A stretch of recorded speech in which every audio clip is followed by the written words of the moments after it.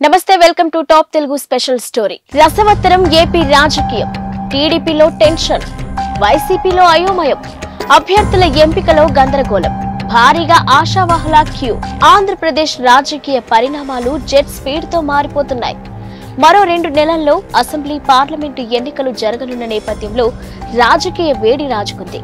ప్రధాన రాజకీయ పక్షాలలో అభ్యర్థుల ఎంపిక కత్తి మీద సాములా మారింది. ఇక తెలుగుదేశం పార్టీలో టెన్షన్ వాతావరణం కనిపిస్తుంది. అధికార వైసీపీలో అయోమయ పరిస్థితులు నెలకొన్నాయి. అధికారమే లక్ష్యంగా ఆ పార్టీలు వ్యూహాలకు పదును పెడుతున్నాయి.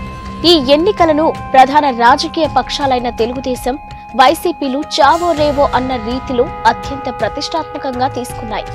దాంతో అభ్యర్థుల ఎంపికల విషయంలో ఆచితూచి అడుగు వేస్తున్నాయి. సర్వేల ప్రాతిపాదికన అభ్యర్థుల ఎంపికకు ఇరు పార్టీలు ప్రాధాన్యమిస్తున్నాయి. టికెట్ల కోసం ఆశావాహులు క్యూ కడుతున్నారు. ఇరు పక్షాల అభ్యర్థుల ఎంపికలో చేస్తున్న కసరత్తు చూస్తే ఎవరికి టికెట్ దక్కుతుందో అంతు చిక్కని పరిస్థితి ఏర్పడింది.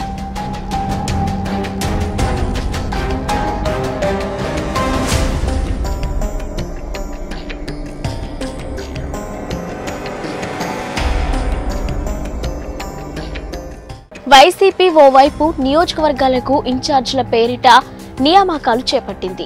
అదే సందర్భంలో సిట్టింగ్ స్థానాలలో ఉన్న ఎమ్మెల్యేలకు స్థానభ్రంశాలు చేసింది.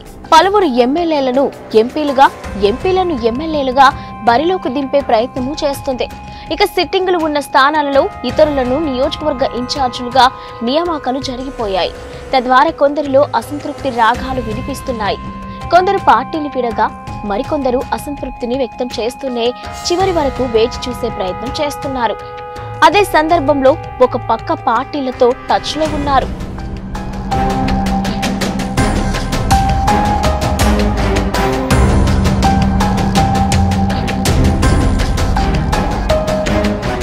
ఇక దేశ రాజకీయ చరిత్రలో మునుపెన్నడూ లేని విధంగా వైసీపీ కొత్త ప్రయోగానికి నాంది పలికింది. సిట్టింగ్ ఎమ్మెల్యేలు, ఎంపీలు ప్రాతినిధ్యం వహిస్తున్న నియోజకవర్గాలను కాకుండా పక్క నియోజకవర్గాలకు బదిలీ చేసి అక్కడి నుంచి ఎన్నికల బరిలో నిలుపుతుంది. ఇక సిట్టింగ్లను కాదని అభ్యర్థులను మార్చే ప్రక్రియ ఇంతవరకు జరుగుతూ వచ్చింది. కానీ వైసీపీ మాత్రం అందుకు భిన్నంగా ఒక ప్రాంతంలో ప్రాతినిధ్యం వహిస్తున్న వారిని మరొక ప్రాంతానికి పంపి పోటీకి నిలపడం రాజకీయ వర్గాలలో ఆసక్తి రేపుతుంది. ఇక రాజకీయ విశ్లేషకులు సైతం ఆశ్చర్యం వ్యక్తం చేస్తున్న పరిస్థితి. వైసీపీ అధిష్టానం చేస్తున్న ప్రయోగాలపై పార్టీలోనే ఆసక్తికర చర్చ జరుగుతుంది. వైసీపీ అధినేత జగన్ వ్యూహం ఎవరికీ అంతు చిక్కడం లేదు.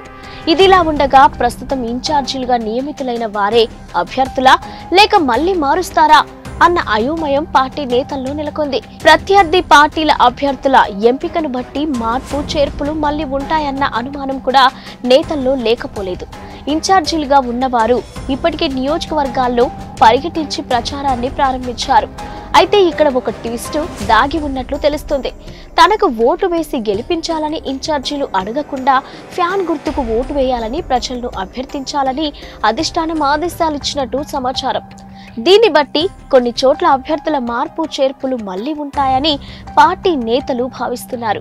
ఇక తెలుగుదేశం పార్టీ విషయానికి వస్తే అభ్యర్థుల ఎంపికల్లో ఆ పార్టీ అధిష్టానం మల్లగుల్లాలు పడుతుంది.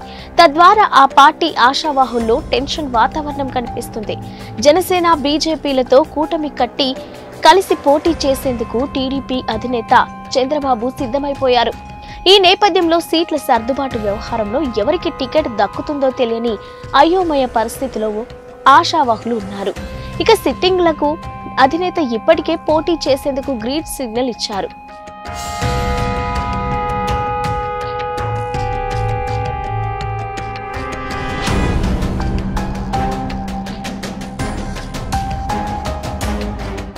సిట్టింగ్లకు అధినేత ఇప్పటికే పోటీ చేసేందుకు గ్రీన్ సిగ్నల్ ఇచ్చారు. అవి కాకుండా మిగిలిన నియోజకవర్గాలలో జనసేన, బీజేపీ ఏ స్థానాలను కోరుకుంటాయో, ఎవరి స్థానాలకు గన్ను పడతాయో అన్న ఆందోళన ఆశావాహుల్లో నెలకొంది. టీడీపీ అధినేత చంద్రబాబు తన పార్టీ అభ్యర్థుల ఎంపిక విషయంలో మునుపటి కంటే భిన్నంగా వ్యవహరిస్తున్నారు. తన 4 దశాబ్దాల రాజకీయ అనుభవాన్ని రంగరించి మరీ అభ్యర్థుల ఎంపిక ప్రక్రియను సిద్ధం చేసుకునే పనిలో పడ్డారు. ఇక సీటు విషయంలో ఏ ఒక్కరికి హామీ ఇవ్వకుండా తనదైన పంతాలో వ్యూహాత్మకంగా వ్యవహరిస్తున్నారు. ఇక అధికార పక్షానికి ధీటుగా అభ్యర్థుల ఎంపిక కూర్పుకు ముమ్మర కసరత్తు చేస్తున్నట్లు తెలుస్తుంది. ఇదిలా ఉండగా బీజేపీ జనసేన పార్టీలకు స్థానాల కేటాయింపుకు సంబంధించి నంబర్ గేమ్ నడుస్తుంది. ఇక ఎవరికి ఎన్ని సీట్లు కేటాయించాలన్న అంశంపై సస్పెన్స్ కొనసాగుతూనే ఉంది. రాష్ట్రంలో జగన్ ప్రభుత్వం మళ్లీ రాకుండా అడ్డుకోవాలంటే త్యాగాలకు సిద్ధం కావాలని అటు చంద్రబాబు ఇటు జనసేనాని పవన్ కళ్యాణ్ తమ పార్టీ నాయకులను మానసికంగా సిద్ధం చేసే పనిలో పడ్డారంట.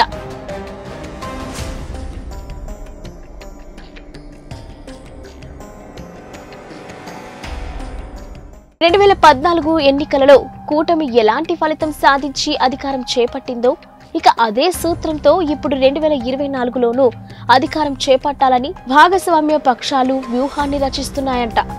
కాగా ఈ దఫా ఎన్నికలలో అభ్యర్థుల ఎంపిక తెలుగుదేశం పార్టీకి కత్తి మీద సామలా మారిందని చెప్పవచ్చు. గతంలో ఎన్నడూ లేని విధంగా తెలుగుదేశం పార్టీకి ఆశావహుల తాకిడి భారీగా పెరిగింది. దాంతో టీడీపీ అధినేత చంద్రబాబు పెద్ద కసరత్తు చేయాల్సి వస్తుంది. ఓవైపు కూటమిలోని పక్షాలకు న్యాయం చేస్తూనే తులా పార్టీలో టికెట్ రాని వారికి సర్ది చెప్పేందుకు చంద్రబాబు ఎలాంటి వ్యూహం అవలంబిస్తారన్నది ప్రస్తుతం చర్చానీయాంశంగా మారింది. ఇక ఎన్నికలలో పార్టీల గెలుపు ఏమో గాని అన్ని పార్టీలకు అభ్యర్థుల ఎంపిక చుక్కలు చూపిస్తుంది.